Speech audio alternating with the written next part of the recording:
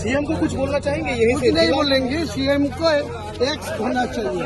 2026 में सीएम और सीएम नहीं बनेगी, शपथ नहीं लेंगे, उनका एक्स चीफ मिनिस्टर का तकमा लग जाए।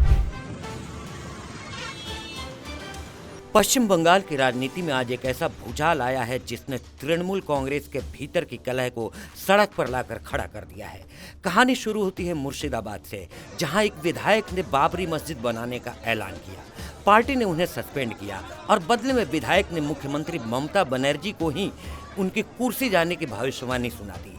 जी हाँ, हम बात कर रहे हैं टीएमसी के बागी विधायक हुमायूं कबीर की।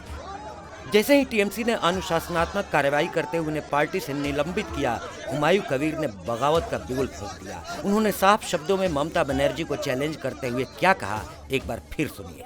सीएम को कुछ बोलना चाहेंगे? यही कुछ नहीं बोलेंगे। सीएम को एक्स होना चाहिए। 2026 में सीएम और सीएम नहीं बनेगी, शपथ नहीं लेंगे, उनका एक्स चीफ मिनिस्टर का तकमा लग जाए। एक विधायक का अपनी ही पार्टी की सुप्रीमो और राज्य के मुख्यमंत्री को इतना खुला चैलेंज देना बताता है कि बंगाल की राजनीति में अंदर खाने क्या पक रहा है। खास ये कि हुमायूं कबीर सिर्फ राजनीतिक बयानों तक ही नहीं रुके, उन्होंने मुर्शिदाबाद में उस विवादित प्रोजेक्ट का पूरा खाका भी पेश कर दिया जिसको लेकर यह सारा बवाल शुरू हुआ। कबीर ने मीडिया के सामने आकर कहा, मैंने मस्जिद वाली जगह दिखा दी है, अब जमीन कितनी है यह बताने की जरूरत नहीं, हम 6 दिसंबर को नींव रखेंगे। बकौल हुमायूं, उनका प्लान कोई छोटा मोटा नहीं है।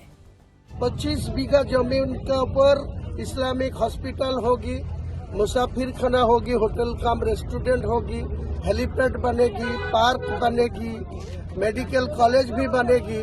वेट कर लीजिए ना, वेट कर लीजिए, थोड़ा समय दीजिए, कोई चिंता मत कीजिए। मैं आने वाला दिन में ये सब काम करा के ही दिखाएंगे। कोई दिक्कत हो रहा है यहाँ पे? कोई बाधा दे रहा है? प्रशासनिक कौन बाधा देगा मुर्शिदाबाद में? हुमायूं कबीर के रुकेगा कौन? कौन रोकना चाहिए? मैं तो चैलेंज ले रहा है। यह तेवर बताते हैं कि 6 दिसंबर की तारीख मुर्शिदाबाद के लिए कितनी संवेदनशील हो सकती है, क्योंकि हिंदुवादी संगठनों ने भी इसके विरोध में चेतावनी दे रखी है। लेकिन इस पूरे ड्रामे का सबसे दिलचस्प मोड़ तब आया जब हुमायूं कबीर ने ममता बनर्जी पर वो आरोप लगाया जो दीदी को सबसे ज्यादा चुभता है। कबीर ने ममता बनर्जी पर आरएसएस के लिए काम करने का आरोप मढ़ दिया। अपने दावे को साबित करने के लिए उन्होंने आंकड़ों का भी हवाला दिया। हुमायूं कबीर ने कहा, जब 2011 में ममता बनर्जी सीएम थी तब बंगाल में आरएसएस के 500 से कम स्वयंसेवक थे, लेकिन 14 साल उनके राज में रहने के बाद आज बंगाल में 12,000 से ज्यादा स्वयंसेवक हैं। कबीर का इशारा साफ है कि ममता बनर्जी की नीतियों की वजह से ही बंगाल में संघ का विस्तार हुआ है। उन्होंने सवाल उठाया कि आखिर दीदी किसके लिए काम कर रही हैं। अपनी बगावत को सही ठहराने के लिए हुमायूं कबीर ने जगन्नाथ मंदिर का मुद्दा भी उठा दिया। उनका तर्क है कि अगर सरकार दीघा में जगन्नाथ मंदिर बनवा सकती है तो मस्जिद पर इतना बवाल क्यों। उन्होंने पूछा, सरकारी खजाने से पैसा खर्च करके जगन्नाथ मंदिर कैसे बनवाया? 1100 करोड़ रुपए की जमीन मंदिर के लिए दे दी गई तब तो ठीक था, लेकिन अगर मैं मस्जिद बना रहा हूं तो उन्हें इतना गुस्सा क्यों आ रहा है?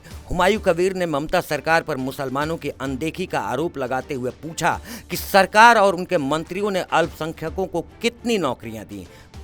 कुल मिलाकर हुमायूं कबीर ने अलग पार्टी बनाकर चुनाव लड़ने का ऐलान कर दिया है।